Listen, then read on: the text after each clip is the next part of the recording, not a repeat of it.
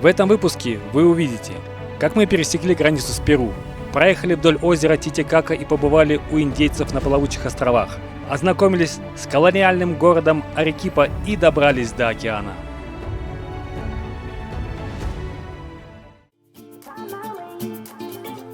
В Боливии мы пробыли 3 недели. Почти все места, которые хотели увидеть, увидели. А в Амазонии побываем в Перу или в Эквадоре. И вдоль озера Титикака мы двинулись к перуанской границе.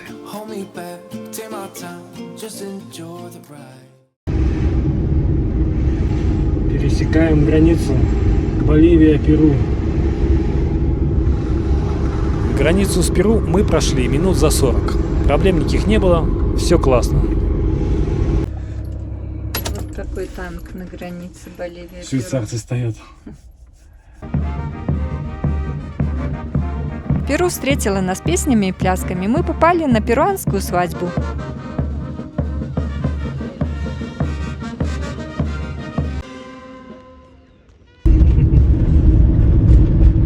Друзья, мы добрались до Перу и находимся в столице озера Титикака, в городе Пуно.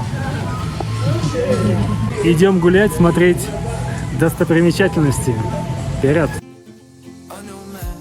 Город Пуно носит звание фольклорной столицы Перу и ворот на озеро Титикака. Здесь свято чтят и хранят традиции, музыку и танцы коренных народов Перу. На озере Титикака выращивают форель. Мы зашли в местную кафешку, чтобы ее попробовать. Блюдо называется труча фрита, подается с черной картошкой. Такую мы тоже еще не видели. Нам понравилось. Есть такая компания, Rotel Tours называется. У них переделанные машины, и они на всех континентах организуют туры. Иногда они длятся по 50-60 дней. Народ сидит спереди, а сзади вот такой прицеп. Как вы думаете, что там находится? А там находятся спальные места, а также кухня, которая разбирается и ставится на улице. Вот. И так люди могут ездить неделями. Очень интересные маршруты по всему миру у них. Машины бывают разного типа, бывают сделаны пополам, то есть только на базе одной машины. Передняя часть сидячая, а задняя часть спальная. А здесь с прицепом.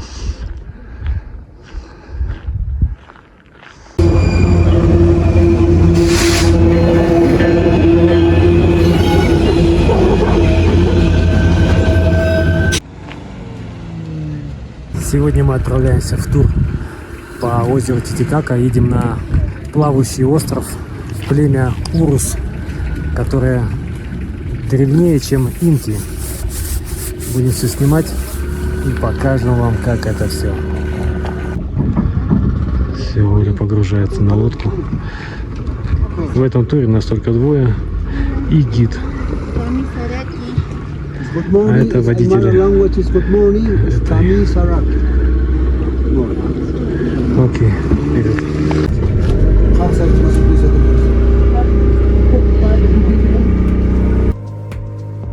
Озеро Титикака территориально поделено на 2 части между Перу и Боливией. Это самое большое пресноводное озеро Южной Америки. Оно расположено на высоте 3820 метров над уровнем моря. Уже многие сотни лет небольшая народность Урус живет не на какой-то части суши, а прямо на самом озере. Вы спросите, как? Они себе делают плавучие острова из камышей и обитают на них, возводя хижины из соломы. Таких островов насчитывается около 80 и проживает на них более 200 семей. Значит так, друзья, мы послушали нашего экскурсовода, который здесь живет, это его семья. Здесь живет 15 человек в этих избушках. Среди них 7 детей. Остров привязан 8 якорями, иначе его сдует. Вот. А эта система острова вот на таких плавающих земляных, или я даже не знаю, нет, это чисто растительность, корни состоит весь остров. И они подкладывают все время, каждую неделю новый слой тростника. Этот тростник растет километра 3-4 отсюда, они его нарезают, привозят, вот такой толстый, Он растет, в принципе, здесь, но он тонкий. Здесь он тонкий растет. А там толстый. И вот они каждую неделю нарезают. Вот эта избушка ставят сверху, то есть поднимают каждый раз домик и кладут новый слой тростника. Дело в том, что если они не будут это делать, то это все отсыревает, и у людей возникает ревматизм. Чтобы этого избежать, они постоянно обновляют слой тростника, чтобы он был свежий, сухой. Вот. Здесь у них, значит, кухня такая вот безопасная. Готовят они сразу на 15 человек. Вот. Надо все время быть осторожным с огнем, чтобы не спалить весь этот остров. Электричество у них 2 панели солнечные, и им этого... 3 даже, 3-4. Не, он сказал на каждую семью панель. Ну, короче, 4, вот я вижу панели. Вот, этого им хватает. И домик нужно менять каждый год. Да, домики они на год, потом они их меняют. Занимаются они здесь рыбной ловлей. Дети ходят в школу, на большой остров плавают каждый день. Учатся. Население состоит из 3 разных групп, у каждой свой язык. Ну и общий язык это испанский. Вот. Делают они для туристов. Вяжут лодки. Лодка Контик у Тур Хейердала и Юрия Сенкевича. Когда-то они плавали по океану. Вот такие плоты они вяжут из тростника. Система такая очень интересная. Мы еще не спрашивали, как они это делают. Но выглядит очень так стабильно, довольно-таки. Раз через океан на таком плоту плыли. Вода в озере холодная, они не купаются. Все-таки 4000 метров. Довольно-таки. Если не будет привязан остров, то можно очутиться в Боливии за ночь. Ну да. У плотов сделаны головы кошек. Вот они повернуты в другую сторону. Вот такая вот история. Ну, мы сверху сейчас засняли немножко. Все покажем. Вся эта экскурсия займет нас 2 часа. И стоила она всего лишь на двоих. Мы заплатили 14 евро. Нормально.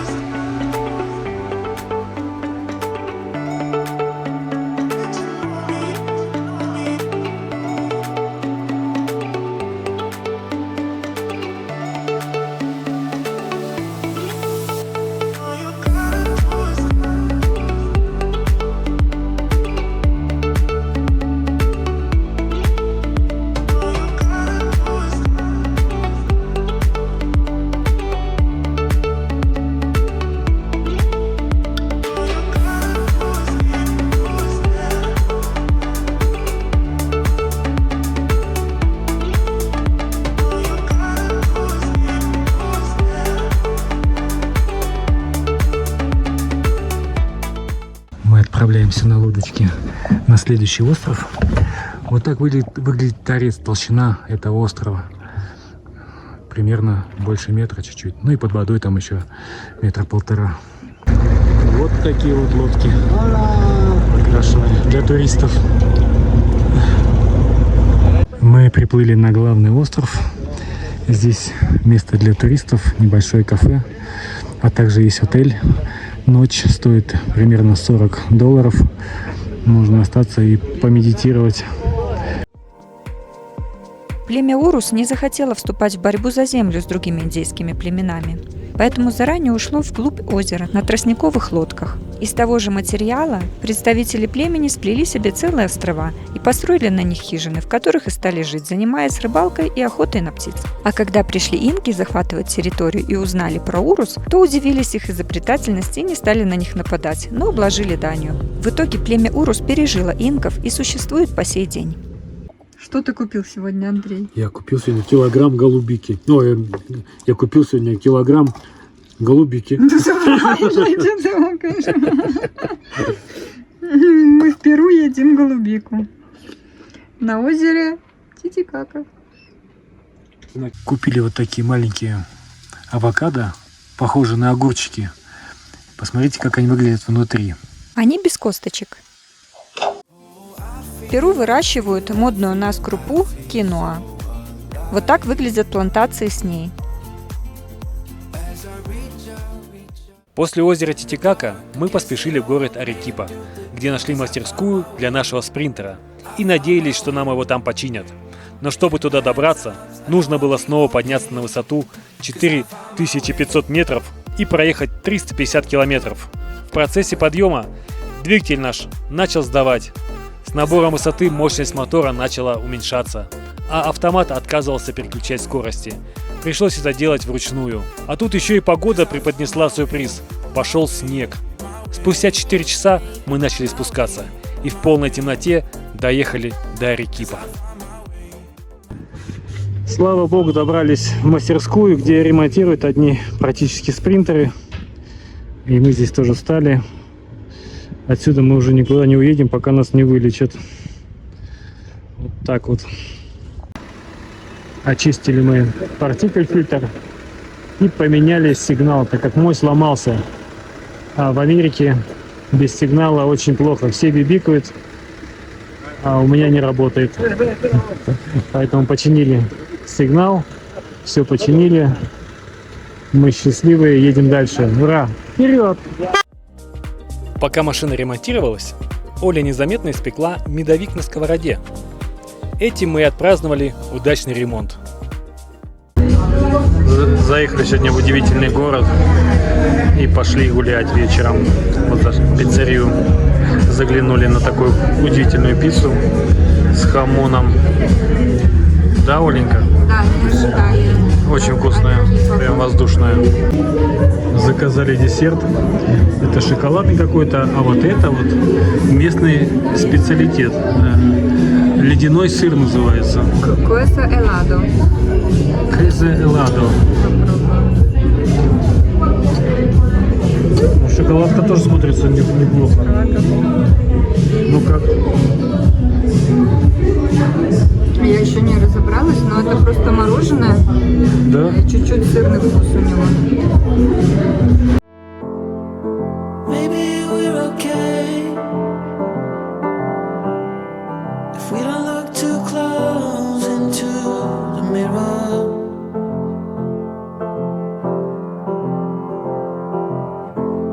Just do as they say.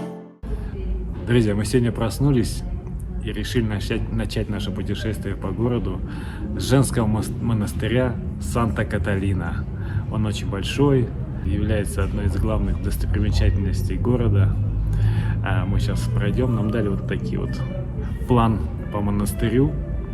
Сейчас покажем вам, как жили монашки в те далекие времена в этом прекрасном городе.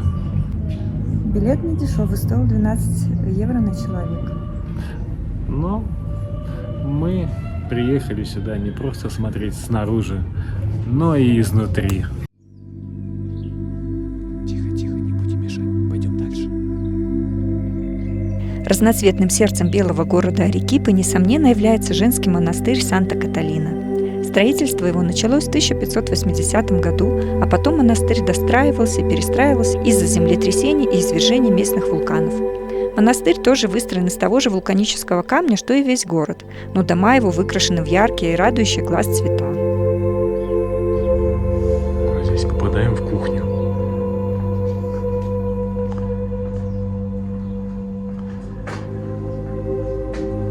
Это бывший женский монастырь, который представлял собой целый город в городе, а ныне является объектом культурного наследия ЮНЕСКО и одной из самых интересных достопримечательностей Перу. Монастырь был полностью изолирован от мирской жизни, и в его стенах был налажен свой уникальный быт.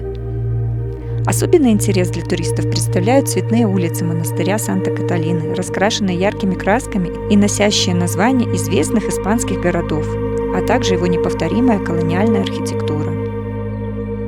Говорят, что первые послушницы из бедных индейских семей и из богатых испанок вели в стенах монастыря Санта-Каталину совсем не печальную жизнь. Здесь словно был женский клуб по интересам. Девушки готовили, шили, пряли, выращивали цветы и фрукты, молились.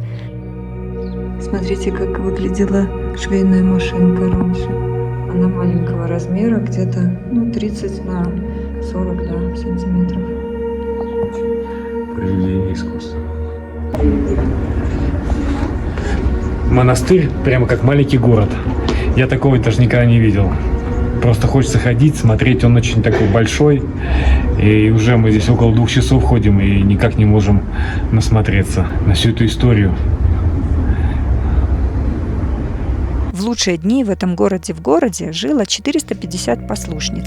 Сейчас же их около 20, и зайти к ним в гости нельзя. Можно только побродить по отведенным туристам территориям и увидеть, как жили прежде.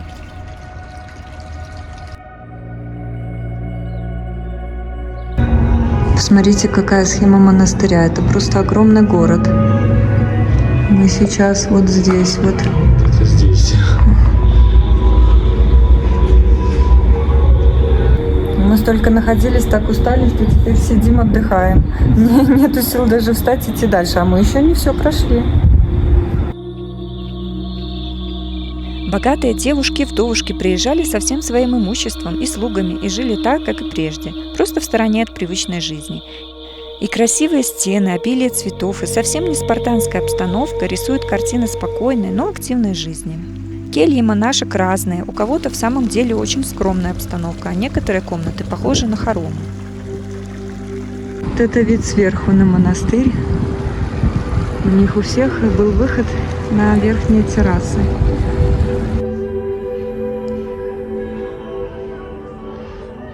А здесь были комнатки для исповедания. Оленька, я тебя оставляю одной на одну.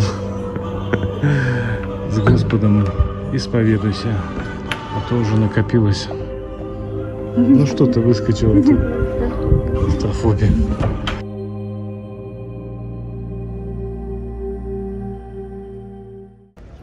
Дальше мы пошли гулять по белому городу Арекипа и наткнулись на галерею современного искусства. Дошли в галерею. Бесплатный вход, и вот такие тут экземпляры современного искусства. Да. Соломенные штаны.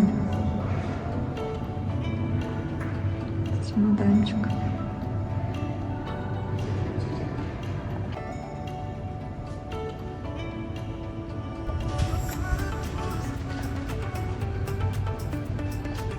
Вау. Это пальма. Класс. Дали, Сальвадор Дали.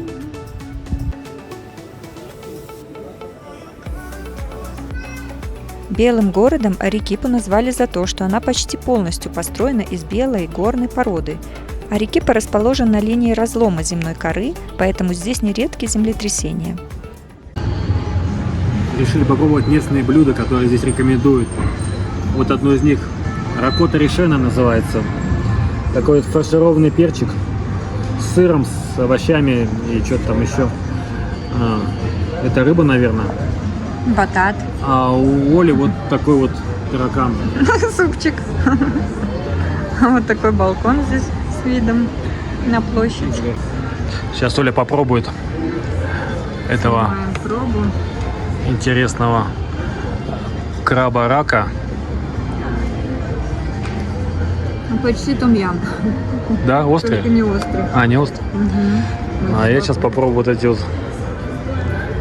сырные фаршированные перчики.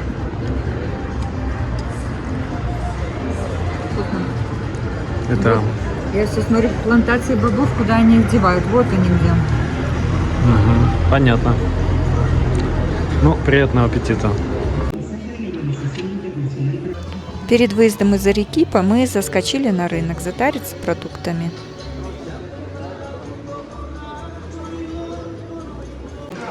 В Перу такие же напиточки делают, смузи, соки. Заехали помыть автобус. Посмотрите, как у них устроена мойка. Каждая ячейка — это отдельная компания, скажем так. И когда машина заезжает, они все машут всем: ко мне, заедьте ко мне. Вот такая вот моечка.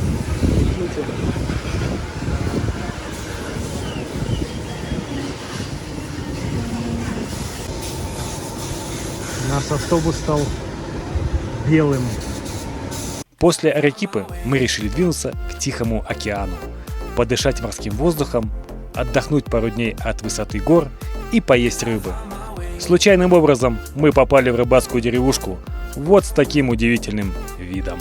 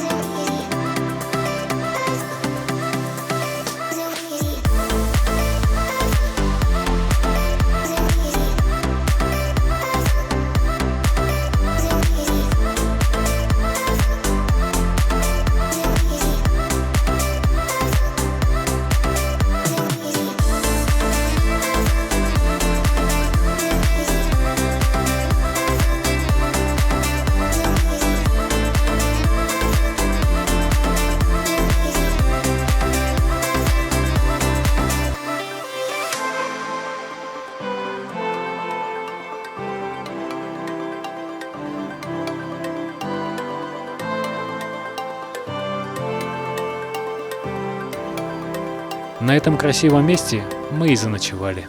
А на следующий день мы переехали поближе к воде. Запустив дрон, мы обнаружили морских котиков, которые нам обрадовались и махали ластами.